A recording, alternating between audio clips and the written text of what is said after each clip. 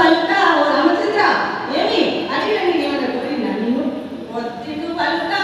భూవల్లభ నా మాట విను ఒత్తిటు పలుక ఉతిరీర్చ కిట్టు కాని పోని మాటలాడేదారు పొద్దు పొద్దున్నే రతి చేయుచుందురేమి ఒత్తిటు పలుక భూవల్లభ నా మాట విను ఒత్తిటు పలుక దిగులు లేలనే ఓ వనితరని కోర్కెది మమతలేలనే